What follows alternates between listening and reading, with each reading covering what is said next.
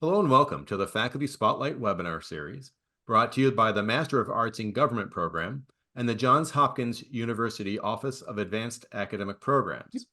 Today's event features a discussion with Alexander Rosenthal on conservative humanism and the Western tradition. My name is Peter Huggins and I'm the event producer. Please note today's event will be recorded and uploaded to the AAP YouTube channel under the Faculty Spotlight playlist. During the program, if you have any questions, please feel free to use the Q&A function, and we will answer as many questions as possible during the latter portion of the event. With that, I will turn over the presentation to our moderator, Dr. Dorothea Wolfson, Program Director and Senior Lecturer for the Master of Arts in Government program. Thank you so much, Peter. Well, thank you everyone for joining us. I'm Dorothea Wolfson, the director of the MA in Government program at Johns Hopkins University. You know, it's such a pleasure for me to introduce you to Dr. Alexander Rosenthal Pupil. For many of you students in the audience, Dr. Rosenthal needs no introduction at all, as many of you have probably taken a class or two from him. In fact, probably more than 2 classes, because Dr. Rosenthal tends to develop a strong following of students who register for every class that he teaches during their studies here. Dr. Rosenthal has been teaching in the program for many years. He first came to the program in 2007 as the program coordinator, and he is also the past recipient of the Excellence in Teaching Award. Dr. Rosenthal is currently the director of the Petrarch Center and the author of The Theoretic Life, A Classical Ideal and Its Modern Fate. The book we are discussing today, The Wisdom of Our Ancestors, Conservative Humanism. I'm sorry, it's not showing up. Okay. Conservative Humanism and the Western Tradition was co-written with Graham James McAleer. This is a very timely and important book, as it takes on the great crises of our time, the crisis of confidence, as Dr. Rosenthal puts it, which is the decline of the West and what it stands for. The book addresses how we might rediscover and reclaim the spiritual and intellectual foundations of the Western tradition so that we can secure and perpetuate the freedom and equality rightly understood that has led to such human flourishing. And part of the task of reclaiming the Western tradition largely depends on cultivating and building an idea of conservatism that is fit for this task. So I'll turn over to you, Dr. Rosenthal. Thank you again for joining us today. Well, thank you very much, Dr. Wolfson, and it's certainly a great honor to be here once again and to join all of you. And I'm very much looking forward to hearing any thoughts and questions after my presentation. So I'm going to go to the PowerPoint. Okay, so concerning the wisdom of our ancestors, conservative humanism, and the Western tradition. So I think probably the question most people will have is, what is, people have some concept of what conservatism is. What is conservative humanism? So what the way I'll organize this is to focus on those two questions: what is conservatism and what is humanism as we understand it. But first, in part one, I wanted to lay out a little bit where I think we are in the present historical context, which is really a time of transition for conservatism and for the world more broadly. So the heading is A Time of Transition, the Quest for Conservative Identity Amid the Crisis of Liberalism. And then we'll look at what is conservatism, humanism, and why we call it the master idea of Western civilization. And lastly, the contemporary age and the looming threats to humanism that exist in the contemporary age, hence our discussion of humanism to post-humanism, which is another concept which has been, I think, very much in the air. I often begin with some quotes. So Cicero, nescere autem quidante quam natus, sis accideret ide semper esse puerum. To be ignorant of what occurred before one was born is to remain forever a child. And then the phrase that gave the title to the book from Edmund Burke's Letters on a Regicide Peace, we have discovered, it seems, that all which the boasted wisdom of our ancestors has labored to bring to perfection. Okay, so part one, our time, a time of transition, conservative identity, and the crisis of liberalism. So first, a little bit about the impetus of the book. We and my co-author, Graham McAleer, were writing in the shadow of the death of Sir Roger Scruton, who in some ways may be the preeminent traditionalist conservative thinker of our time, a British thinker. In 1980, he wrote a text, The Meaning of Conservatism, which in some ways was sort of one of the definitive texts for contemporary conservatism and understanding it. But the world has changed greatly since 1980. So we were thinking that in the shadow of the death of this great figure, it would be good to rethink the meaning of conservatism. Now, here we are in the second decade of the 21st century, when the old understandings of many of the general understandings of conservatism of his time are being shaken up, and the question is being rethought. So we wanted the book to be a contribution to this debate. So first we could say, what was conservatism when he wrote in 1980, when he wrote The Meaning of Conservatism? Largely, I think we could define it as Cold War era fusionism, right, which consisted of three pillars. One was actually classical liberalism, which can get confusing on the nomenclature, because liberalism, particularly in the American context, sometimes means sort of progressivism. But here we mean the liberalism of the 18th century, based on individual freedom and rights, limited government, free market capitalism. The second pillar was religious and social traditionalism, what was often called the Christian right, which Reagan welcomed. And what united these two apparently disparate schools was their strident anti-communism, insofar as communism was a threat both to social and religious traditionalism and to the principles of liberalism. Frank Meyer was considered a central intellectual figure in the creation of a fusionist ideology. We can mention William F. Buckley, Margaret Thatcher in Britain. I mean, there's a whole bunch of figures we could name. But what happened? Well, the Berlin Wall came down in 1989, shortly to be followed by the collapse of the Soviet Union.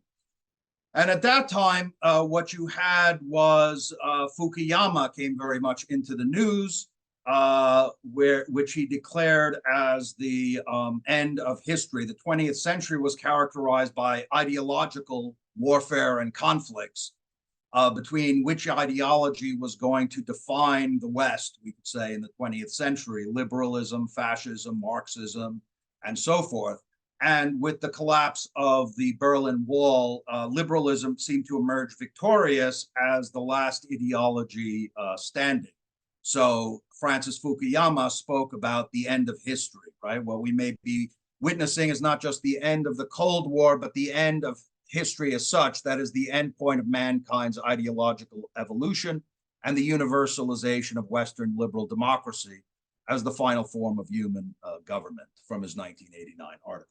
Now, in certain ways, Fukuyama was really proclaiming the fulfillment of something which had been implicit in the liberal project since its beginnings in the Enlightenment. So if you read, for example, Kant's idea for a universal history on a cosmopolitan plan, he argues that history, human history as such, is moving towards a pacific liberal cosmopolitanism based upon the globalization of commerce as republican constitutional governments spread. And there's a cosmopolitan element in there because religious and ethnic distinctions that divide humanity, the idea is that these will weaken over time in favor of an idea of universal humanity. Economics will replace politics. So Reinhold Niebuhr called this redemptive history, which we see in a lot of different modern forms. The idea that within history, the evils and injustices of history will be somehow overcome, in this case, through the power of commerce, which was very much actually a dominant strain in the post-Cold War world order, which I would say also has three pillars. One was American unipolarity, the idea of the United States as the sole remaining superpower. The second was economic globalization, right? So you had things, which is the idea basically of the freer movement of capital, goods, and persons across more porous borders. So you had things like the creation of the World Trade Organization in 1995, the consolidation of the European Union with the Treaty of Maastricht, and other things which tempered, we could say, the traditional nation state with its strong borders in favor of this idea of economic globalization across borders. And third was the Fukuyama idea, the idea of liberalism as the end of history, individual rights, electoral democracy, and free markets as basically the remaining model. Now, what's happening in our time is that there are a number of forces externally, we could say, which are shaking up the confidence, we could say, in the liberal world order. One, which is a partial result of it, would be the economic and military rise of China as a challenger to the United States. It's widely predicted that in relatively short order, China will be the world's largest economy. It's a rapidly developing military power, so that we're seeing perhaps the return of great power competition. Another would be Russia, which has had, with the invasions of Ukraine and Georgia, right, a much more assertive military posture, and political Islam, right, which has also not proved receptive thus far to liberal conceptions and is in fact resistant, part of a resistance to the liberal order. So those are some of the things which are changing, we could say, the post-Cold War world. But I would say an even bigger focus of ours is the internal crises of the West, the loss of confidence, right? The loss of confidence. And one of Scruton's ideas was the idea of a culture of repudiation, all right? That is to say, the way in which repudiating the West has become kind of a ritual, perhaps most of all within many of the intellectual elites that are actually in positions of influence within the West, the repudiation of Western history, Western culture, and so on. And just as an aside, when I say Western, just to give a definition, we understand largely Europe and cultures historically rooted largely in European civilization, like USA, Canada, Australia, and so forth. Okay, so one of the things that you see is the negation of the West in the university. So we know that the Western Civilization Survey course largely disappeared from Stephen Balch's study, largely disappeared from most American universities. There was an effort at Stanford to restore it, but one student wrote in, and I think this is quite typical if you want a capsule image of the culture of repudiation. A Western civ requirement would necessitate that our education be centered on upholding white supremacy, capitalism, and colonialism, and all other oppressive systems that flow from Western civilizations. So in other words, is the idea that the whole of the Western inheritance is more or less a burden of sin that we need to cast off. I would say that's sort of the essential idea of the culture of repudiation. Another expression of it was the iconoclasms that you saw in 2020, where there were attacks on statues of figures that were historically venerated in Western culture, right? Christopher Columbus, St. Juniper Serra, George Washington, Thomas Jefferson, Sir Winston Churchill.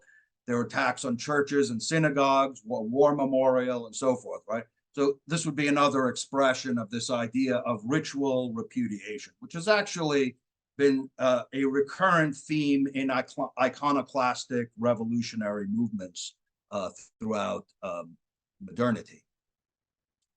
Okay, now another thing that's been going on are increasing critiques of liberalism, right? So this has happened both on the left and on the right. So On the left, the arguments are, and you can see this, for example, Richard Delgado, one of the leading critical race theorists, the idea that the foundations of the liberal order are really a cover for to guard the privileges of an oppressor group, often defined in terms of race, gender, and sexual identity. And certainly by certainly within the last decade, new terms have entered the mainstream, like woke ideology, cancel culture, deplatforming, shadow banning, and so forth. So the rise of a censorious left, we could say. But there have also been increasing conservative disaffection from liberalism. So an increasing number of conservatives have viewed with dismay the trajectory of Western liberal societies on issues like abortion, euthanasia, sexual morality, a sense of increasing hostility to traditional Christian norms about marriage, sexuality, masculine and feminine identity, and a number, I think, particularly of Catholic conservative intellectuals of a pretty high, in pretty influential places like Adrian Vermeule of Harvard, Patrick Deneen at Notre Dame, have taken aim at liberalism as the culprit, arguing that this idea of the autonomous, self-sovereign individual released from social ties and traditional theological and moral restraints is really the cause of the trajectory of Western liberal societies. And on a more popular level, the popular level of popular politics, one aspect of the post-Cold War order was this idea of globalization and free trade. And there was a lot more movement of peoples in the post-Cold War order. So what you had throughout the West, I would say on both sides of the Atlantic, both in America and in Europe, was a resurgence of neo-nationalism. Almost all these figures at one point or another have called themselves nationalists. So it's not something I'm attributing to them. Fueled largely by economic and cultural concerns. You see manifestations of it on the right, like Trump, Brexit, the rise of continental nationalism. Parties united in opposition to mass migrations, call for strong borders, restriction of mass immigration, a return to national sovereignty, an emphasis on cultural identity. So what's happened is that conservatism has tended to splinter, I think. So we see that reflected in the split between freedom conservatives and national conservatives, right? So one group understanding its conservatism in terms of liberalism, largely classical liberalism, and the other understanding it largely in terms of nationalism. Now, obviously, both nationalism and liberalism are important ideological systems in their own right, and there are all kinds of hybrids, national, as this indicates, right? Liberal conservatives, nationalist conservatives. But one of the questions that part of our project was not so much to necessarily critique these belief systems, but to ask whether by looking at the classical sources of conservative political philosophy, we can find anything which is not reducible to either liberalism or nationalism. Okay, so what is conservatism? So very, very simply, as the name implies, conservatism is about conserving, right? So conservatism, as understood historically, is principally about reverence for ancestral traditions, right? Which is really the default in human cultures globally, right? So you see that quote by Confucius, "I'm a transmitter rather than an original thinker. I trust and enjoy the teaching of the ancients." And Cicero is saying, let no novelty be done contrary to the example and established customs of our forefathers, right? So this has been kind of a default cross-culturally to revere one's cultural traditions and to think of tradition as kind of a patrimony that one receives as an inheritance to guard and to pass on to the next generations. And we argue that there's three principal organs of tradition, right? So if conservatives are interested in conserving ancestral traditions, the things that they're interested in are those organs which allow for the continuance of a culture as it has been to be passed on from one generation to another. And these three are religion, family, and education, right? So Christopher Dawson wrote that the religions have been the keystones of the world culture, so that when they are removed, the arch falls and the building is destroyed. And I think a glance at world history actually quite vindicates this, right? If we think of what are the boundaries between civilizations, why do we think of India as one civilization, the Islamic world as another civilization, China as another civilization? It largely has to do with the dominant religious traditions like Hinduism in India, Islam in the Middle East, Confucianism and Taoism in East Asia, and so forth. And really, the fundamental moral values, the cycle of life, right, from birth to marriage to death, the rituals that one undergoes, art, literature, music, right? None of these things can be really understood without understanding the central religious tradition of a culture. And within Europe, historically, Christianity has played that role. It would be very difficult to understand the music, the art, the literature, the educational systems, the moral values, the rituals of the cycle of life that Europeans have lived by for two millennia or so without an understanding of Christianity. So this was clearly defended by the classical conservatives. So Edmund Burke wrote that about that Christian religion, which has hitherto been our boast and comfort and one great source of civilization amongst us. And T.S. Eliot in the 20th century wrote, if Christianity goes, the whole of our culture goes. Now, the second one would be the family. And that makes a lot of sense because even on a biological level, without procreation and children, you don't have the continuance of a civilization, even on the physical level. But as T.S. Eliot wrote, the family is also a school of life, right? One learns and is integrated into the traditions of one's culture, first and foremost, through the family. So this probably explains why conservatives view the crisis of the Western family, redefinitions of marriage, the demographic crisis, falling birth rates, all these things as matters for concern, pretty much. And then intellectually, in terms of formation and education, every human civilization also has an educational tradition. So Christopher Dawson wrote that a common educational tradition creates a common world of thought with common moral and intellectual values and a common inheritance of knowledge. And he goes on to say that if there were a complete break with the educational system, the civilization itself would die, right? Because it's education that sort of molds each generation into the patterns of culture that civilization has cultivated through time. So the question would be, there have obviously been all kinds of national traditions of the different cultures. America and France and Hungary and Italy all have their own traditions.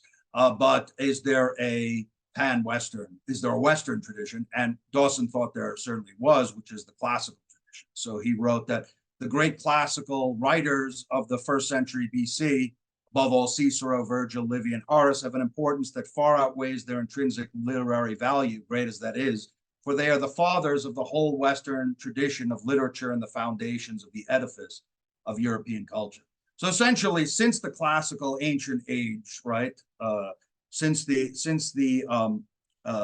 Greeks in the 5th and 4th centuries BC, through the Roman grammarians, through the monks of the Middle Ages, through the medieval universities, through the humanists of the Renaissance, and down into the 20th century, it was the classical tradition that forged our Shakespeare's and Michelangelo's and Cervantes and Dante, and even the scientists, great scientists of the 20th century, like Werner Heisenberg, talked about the indispensability of his classical education. And it was only really in the 20th century that this started to wane. Now, there's a couple of things that we can draw about what we've already said. Well, one is that you notice, and this was a point made by Burke, that conservatism is not really an a priori ideology. It draws from what is historically existent, right? It draws its principles, not from a theory, but from what's historically there. But one of the things is that we have a via media, right? So we could say the liberal tradition accents the individual rights, individual freedoms, and then socialism, as well as communism, fascism, all accent the state. What we see from what we just mentioned in terms of organs of tradition is intermediary institutions, things like the church, the family, private, non-state educational systems, and so forth, that mediate. So we could say conservatism has had a communal aspect, but not a particularly statist aspect, right? It sees the individual as grounded in community, in concrete communities that mediate between the individual and the state level. The second via media is between, I would say, liberal universalism and tribal particulars, right? So on the one hand, and this you see in Burke's famous statements about the little platoon, right, is the first link in the series by which we proceed toward a love to our country and to mankind. So conservatism has had more attachment, we could say, to the particular community of which one forms a part, the township, the country, and so forth, than in a purely cosmopolitan ideal, which would downgrade, for example, virtues like patriotism and so forth. Conservatism tends to give those particularist attachments a higher place, but at the same time, it recognizes an order, what the medievals called an order of charity, where you don't exclude everyone, right? So this would be against an extreme form of nationalism that would be, for example, xenophobic, right? Or something like that. Taking a hostile view of foreigners or somehow excluding them from our moral concern. So I would say the conservative idea is more like this idea of concentric circles, starting with attachment to your own community, but moving outward ultimately, as Burke says, towards humanity as a whole. Now, one question would be, why did conservative, because everything I've said so far could be called as much cultures, cross-culturally, as conservatism. In other words, before the modern era, people didn't think of their religion, their family, and their educational tradition as conservatism. They just thought of it as the way things are. So why did conservatism become self-conscious as a political movement? And the answer was, the answer that one would give is because in the 18th century, tradition was strongly challenged. So in that sense, conservatism is a doctrine of crisis. It only becomes self-conscious as a political movement once there's something attacking it. So if you look at the French Revolution, there was a literal idea of starting history all over again at year one. Priests and nuns were massacred, churches were secularized and desecrated, all the old regime institutions were eliminated, the Christian calendar was eliminated, the feast days, even the week, because it reminded people of the Bible. They created 10-day decades and so forth. So the idea was really to begin history anew. And it's in that context that modern political conservatism takes place, right? In the work of Burke and of other conservatives throughout Europe at the time, in opposition to the French Revolution's assault on tradition and traditional institutions. So that's a history. That's a conservatism in a nutshell, as we understand it. What's the connection with humanism, right? And why do we call humanism the master idea of Western civilization? Because a lot of what we say about conservatism could be applied to any civilization, in fact, right? I mean, Confucians in China were just as concerned about the religious, educational, and familial institutions of their cultural context. What is it special about the West? And we talk about what is it that makes the West so worth defending, and we talk about humanism as the master idea. Now, Fukuyama's claim, he says that the triumph of the West, of the Western idea, is evident in the total exhaustion of viable systematic alternatives to Western liberalism. And certainly liberalism is one of the most important and fertile traditions of Western thought. But why does he use the word the Western idea and not a Western idea?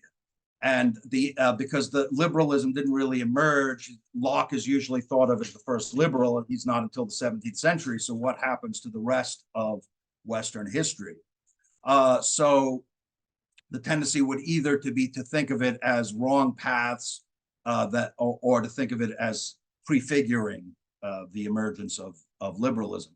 But if we think of the Western idea as humanism, we can understand the dynamic of the West in its distinct historical phases, because there was a classical humanism, a Christian humanism, and a modern and secular humanism. So we could start by looking at classical humanism. Aulus Gellius, who's a 2nd century Roman author, characterizes humanism as eruditionem institutionemque in bonas artes, which is education and training in the liberal arts, right? And so he was thinking of things like philosophy and poetry and those things which are distinctive of the human being, right? So the idea is the kind of education which cultivates what separates and distinguishes man in terms of intellectual and moral and aesthetic faculties, the refinement and cultivation of those aspects of human nature, which is rendered by the Greek. He calls humanitas, humanity, a translation of the Greek paideia, which is the concept of the Greek concept of education. It's an education which is focused not on technical training or preparing people for careers or that sort of thing, but as he puts it, the process of educating man into his true form, the real and genuine human nature, right? The full development of the human being across the range of human powers, right? Intellectual, moral, aesthetic, even physical for the Greeks. And so, for example, Plato discusses paideia, which he distinguishes from, for example, education merely to make money, right? To learn trades to make money. He says this paideia should not be used to describe that, because he says it's the first and most noble of things to the best of men, because it has its own intrinsic value, right? Man, or the human being, has our own intrinsic value, which is not reducible to becoming just a technical means to achieve other ends. And Seneca, and this is where our concept of the liberal arts comes, he says that quare liberalia studia dicte sunt vides, quia homine libero dicta sunt, right? So those arts are called liberal because they are worthy of the free man, right? It meant poetry, rhetoric, philosophy. What he meant by the free man actually was the person who had time to devote, who owned their own time, and therefore had time to devote to things which have their own proper excellence. Because a lot of people are going to have to be working in fields or working in commerce and trades because they need to make a living. They need to support themselves, right? So we see that Greco-Roman humanism had a basically aristocratic ideal of high culture. So this was basically what the classical humanist ideal was. I hope that was clear. And it had a broad influence, right? So during the Renaissance, there was a great revival. Dawson notes that the humanists learned from Xenophon and Plato and Isocrates that education is an art which should aim at the harmonious development of every side of human nature, physical, moral, and intellectual. And this idea of the study of humane letters, like I said, was really at the core of Western education into the 20th century. Now, the next influence on humanism that moves in a very different direction that we could discuss is Christian humanism, right? And so in 2006, Pope Benedict spoke about the inner rapprochement between biblical faith and Greek philosophical inquiry as a world historical event, right? That he says took on its historically decisive character in Europe. That is, the European civilization is the locus of this encounter between Greek philosophy and Greco-Roman culture and Christianity, and which carries with it the biblical heritage, right? So to look at the development of humanism, we should look also at what was the Christian contribution. But of course, the Christian contribution draws on foundationally the Jewish contributions, right? So the inheritance of Israel, we could look just at the first chapter of Genesis, where God says, God created man in his own image, right? He says male and female, he created him. So here is the idea of not humanitas as something realized through education and culture, as in the Greco-Roman idea, but something that all human beings have innately, this idea of intrinsic dignity. As in terms of specific Christian contributions, well, first of all, we need to say Christianity is probably the most anthropological of the world religions because it has the idea of the incarnation, God becoming man, the idea of the humanity of God. And its idea of the cross, right, as Gaudium et Spes, which was a Vatican II document, noted, reveals man to himself, right? That's how reveals man to man himself.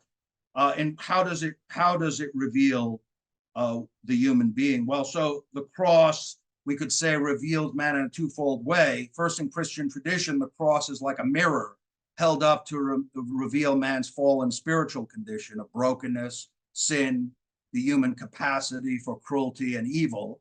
But on the other hand, it reveals through the idea of the sacrifice of Jesus Christ, the idea of every human being as being of infinite value to God, right? Because every human being is worth the sacrifice of the Son of God. So in that sense comes the idea of every human being having infinite value. And this, this was developed by church fathers very early. So St. Gregory of Nyssa in the 4th century wrote, "O man, scorn not what is admirable in you. Consider your royal dignity. The heavens have not been made in God's image as you have, nor the moon, nor the sun, nor anything in creation. Behold, of all that exists, there is nothing that can contain your greatness," right? And in the Renaissance, Pico de Marangela spoke of how God created man with no fixed place, so that through our freedom, we're the proud shapers of our own being. And this was an idea that really inspired a lot of the creativity of the Renaissance, together with the recharged classical tradition of the Italian Renaissance. Another idea that came to the fore as a result of Christian notions of human dignity is the emergence of the idea of human rights. So Francisco de Vitoria, in his 1539 work, De Indis Recenter Inventus, wrote, so the issue was about the rights of the New World peoples who had been discovered in the Spanish Empire, right? A lot of people wanted to enslave them and such. So the question is, do they have rights as non-Christians and people who engage in practices, some of them like the Aztecs in human sacrifice and things like that, that were anathema to the Christian moral code? Do they have rights? And Francisco de Vitoria in 1539 wrote dominium, which is the word used for our right over ourselves and our possessions, fundator in imagine Deis, founded on the image of God. And so therefore these New World peoples had to be considered human beings with all the rights of human beings, and therefore they could not be forcibly enslaved. They had a right to life and so forth. So this language of rights became very much part of Western discourses in the 16th century, and a number of scholars have traced this even earlier. And I should say, obviously, European imperialism involved violent subjugation and exploitation, like all the empire buildings in history. But also, I think we can credit the spread of Christianity with a significant role in the abolition of practices like slavery, right, with William Wilberforce in the 19th century, human sacrifice, widow burning, and these kinds of practices, which provided, we could say, an idealistic dimension. Modern humanism, right? So one aspect of modern humanism is clearly about science and technology. So beginning with Francis Bacon, we have the idea that through knowledge of nature, man will establish or ought to establish his rule or empire over the natural world through science and technology. Bacon and Descartes, I would say, would be the two biggest figures. The emergence of liberalism is clearly part of the modern humanist project. right? Adam Smith with his idea of free markets as increasing human prosperity, Voltaire with his attacks on censoriousness and intolerance, the American founding. So we have the emergence of liberalism as one of the important contributions of modern humanism. And we have also this idea of progress that we see strongly, for example, in Condorcet, but in many other thinkers as well, including the aforementioned Kant. Okay, now I want to discuss, the last thing I want to discuss is this transition from modern humanism to post-humanism, which is, I think, where we are roughly moving, unless there are changes. Let's put it that way. So one of the things that happened in the more radical elements of the Enlightenment was this idea that religion was an obstacle to human development, and even the idea of God. So one of the earliest atheistic humanists, we could call him, would be Baron de Holbach, who argued that man has been a mere machine in the hands of tyrants and priests, and he depicts religion as basically an oppressive force, right? The human mind, confused by its theological opinions, ceased to know its own powers, mistrusted experience, feared truth, and disdained reason in order to follow authority, right? So the Enlightenment had a major issue with authority. And in its most radical representatives like de Holbach, religious authority was at the core of their polemic. So we've already discussed the de-Christianization efforts and persecutions during the French Revolution. In the 19th century, what Cardinal de Lubac called atheistic humanism came to the fore. So a lot of these figures became, we could say, ideological, philosophical forefathers in some respects of modern ideologies. So Karl Marx would be an obvious example. Roughly 1/3 of the world's population lived under Marxist regimes in the 20th century. Ludwig Feuerbach, Auguste Comte, and Nietzsche, who I would identify as something of a transitional figure into post-humanism, because he said, man is something that shall be overcome. What have you done to overcome him, right? And he argued that Judaism and Christianity promoted an egalitarian slave morality, and that we need, let's say, to return to a concept of strength and vitality, which Leo Strauss, although he didn't call Nietzsche a fascist, he did identify Nietzsche as the forefather of a kind of atheism of the right, which later found fruit according in Strauss's understanding in fascism. Now, Nicholas Berdyaev, who was a Russian religious existentialist forced to flee Russia during the Soviet period, argued that part of what's happening is that liberalism is now beginning to undermine itself, right? Humanism not only affirmed man's self-confidence and exalted him, but it also debased him by ceasing to regard him as a being of a higher and divine origin. In other words, if you consider the human being merely as a cosmic accident, that because of the way electricity interacted with amino acids, we just happen to be here on one of, I guess, 100 billion stars in the Milky Way, which is itself one of perhaps 2 trillion galaxies.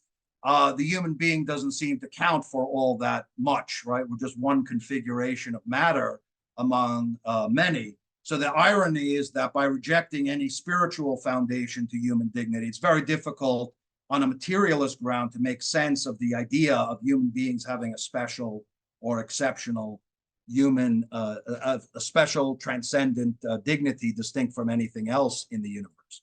So one of the things we do find in the 20th century is that you have a bunch of new ideologies as Christianity weakens its hold in the West, a bunch of new ideologies which emerge to fill the vacuum. And we notice they tend to exalt material forces above human beings in some sense, right? So you have Marxism with its exaltation of economics and economic class, and Nazism, of course, exalted the idea of race. And to say the least, these led to extreme destructiveness in the 20th century, 2 world wars, one world war at least, the Holocaust and the gulags. World War I, I guess we could call extreme nationalism. Now, I don't think we're really out of the woods in terms of how materialism undermines humanism. And I think you could see that in the most consistent of contemporary materialists like Yuval Harari. So among the things he argues in books like Yuval Harari, who's a well-known Israeli historian, and Obama loved his book, and a lot of people in Google and the West Coast and so forth.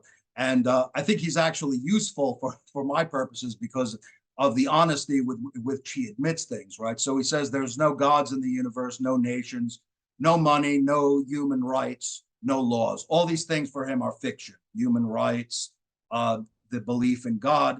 So is the liberal belief in the free and sacred nature of each individual, which he says is merely a legacy of the traditional Christian belief in free and individual souls. Without recourse to eternal souls and a creator God, it becomes embarrassingly difficult for liberals to explain what is so special about individuals, right? So the same with equality, right? He says advocates of equality and human rights may be outraged by this. What's the grounds of equality without any sort of transcendent order? There is plenty of evidence of inequality of intelligence and strength and health and all kinds of things. But in what sense are we equal, right? If you do away with the whole idea that we discussed, being created in God's image and so forth. He considers them fictions, useful fictions. And also the idea of freedom, he thinks is a myth. There is no freedom. It's a materialist world of cause and effect. And we are as much part of that as any other part of the physical cosmos.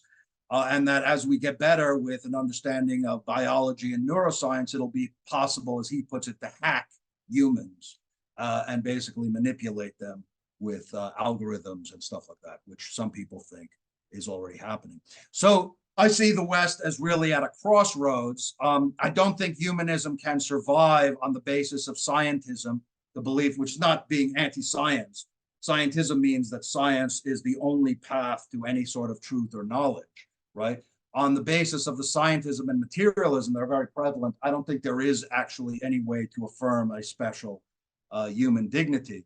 So I think that the real question for the West is, will it aim to rejuvenate itself by returning to its traditional foundations, or will it continue on its current path towards post-humanism and various ideological efforts to fill a nihilistic vacuum?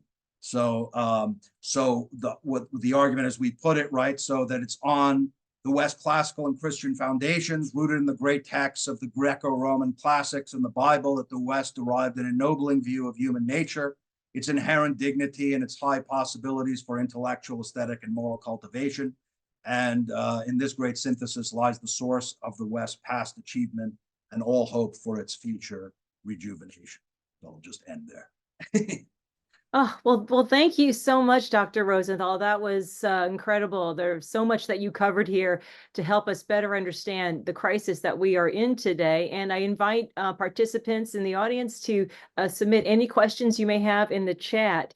And I wanted to revisit this idea of the culture of repudiation, because that seems to be at the heart of things here. And you mentioned in your talk that this culture of repudiation exists in all revolutionary times. Obviously, there's a repudiation going on to usher in something new, through a revolution. But it seems like this culture of repudiation has, really long legs in the West, in the United States in particular. And I wonder why that is, because very few cultures, if you look at the East and elsewhere, have this kind of simmering all the time, right? This sort of self-doubt and innate loathing and criticism of its culture. And it has erupted. We've seen it, as you mentioned, you showed all the kind of iconographic statues and things that have been torn down, but it seems to really find a home in the United States. And I just wanted to ask you, why is that? Is it because of our very foundations that we are so rooted in the individual that it's hard for us to have any sort of appreciation of traditions and things that are larger than the self? Oh, well, first of all, it's an excellent question. And I've thought about this myself, and I don't think I've come to any final and definitive answer. So I'd be interested also in what if other people have thoughts about it. Just one of the things that occurs to me is that in relative terms, the West has been a very dynamic culture, right? So Dawson described this, how in most cultures there's a kind of stability and a certain kind of default conservatism. It has been sort of, you know, look at China, like it's one dynasty after another, but they all pretty much keep their Confucian foundations. In the West, there have been all these movements, the Reformation, the revolutions of the 18th century, where at a certain point, people kind of decide that they're dissatisfied with the status quo, and they want to create some kind of new order or new society. The Marxist revolutions would be another one, right? I mean, they did exactly that in the Soviet Revolution. They knocked down all the statues and recreated their own history and all that sort of thing.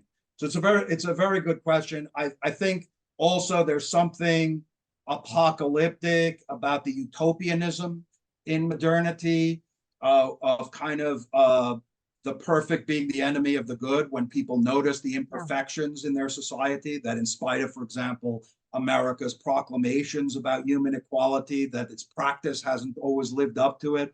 There's a tendency to want to say it's just radically evil and needs to be torn down, you know. So I think the utopian strains in modernity are one aspect of it, and maybe something like the more sober biblical idea of human nature as flawed Yes. might be helpful, you know, making peace with the imperfections within human society and nature. Yeah. I mean, that's hard to do though, right? But I think that's a great diagnosis. And what I really like too about your book is that it seems like usually you have liberals versus conservatives, but in an odd way, at least the extremes of both movements are really kind of in harmony with each other, in that they seem to really subscribe to the idea that we are in a post-liberal order, and they converge on this point. And so you have these sort of the cosmopolitan universalists who really want to sort of, you know, get rid of the nation. No, I mean, this is, you know, but sort of transcend the nation state and live in this kind of, I'm not quite sure, maybe that. And then you have the far right with the more reviving this idea of sort of nationalism and particularism and exclusivity. So it's kind of a scary time. But what is it, I guess, about sort of the hollowing out of the liberal order, and who defends the liberal order today? Yeah. Like, where do you find pockets of belief in that still, among the left and the right, and is there any convergence in the middle? Not, I mean, we see the convergence on the ends. Yeah. So I mean, the guy who wrote the foreword to my book, Daniel Mahoney, wrote a book that I think is well worth reading about the conservative foundations of the liberal order, which I think shed some insight, because what I think has happened in terms of the right particularly is as the cultural foundations that I discussed of religion, of family and education get hollowed out, liberalism starts to look less and less attractive to people on the conservative and traditionalist side. So I think for liberalism's own health, those institutions need to be strong, because a freedom which is simply, you know, aimless nihilism, right? I can do whatever I want, is just not a freedom I think well worth having. So if we can supplement the liberal contributions, I don't think anyone serious, I don't think many people, let's say, seriously want to go back to, let's say, the religious intolerance of the pre-18th century period, for example. But if we can combine the gains of liberalism in terms of more humane legal codes and more personal freedom with the conservative emphasis on virtue, for example, right, and giving form to freedom, I think we might be able to save the goods within liberalism. I mean, there are certainly liberals left. I mean, it's still kind of the default, but it's under serious challenge, I think, both from the left and from the right. So I think in terms of how the right, why you're seeing this on the right, then the other aspect would be globalization and the economic aspects of liberalism, which some conservatives feel have harmed the working class and these kinds of things. So I think that's another reason why you're seeing a certain amount of backlash on the right. But I think, I guess my emphasis would be, what can we do to shore up these Western foundations so that liberal, you know, the positive values of liberalism can really flourish and look attractive to. Well, Yeah. that leads me directly to Whitney's question. Whitney Dewey has a question in the chat, and it's, how would you open a conversation with a self-identified liberal about the importance of the Western conservatism roots? Like, how would you make that case to a liberal to open their minds back up to, you know, the strengths of the Western civilization?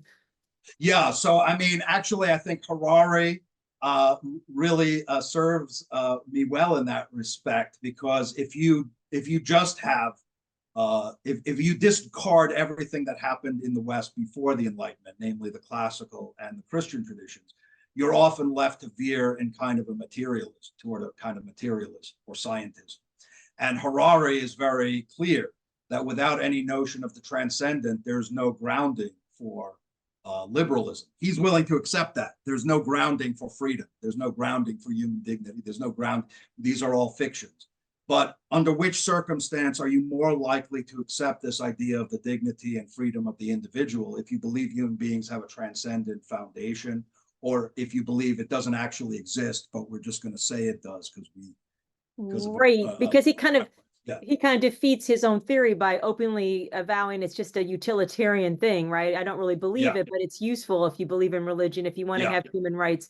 Whereas I think what you're saying is that we have to really rediscover and believe in some sort of transcendent power through a renewal of a kind of religious faith. And I think that's another interesting point, because you talk about the universal. Like, conservatives do tend to value the particularistic, and we see that with this new nationalism a lot, right? There's sort of this shunning of the universal, but you need that universal to inform their particularism, right? And to leaven it, to mitigate against the nationalism and all the terrible things that could spiral into. And I just wonder, again, how do you do that? I suppose, right?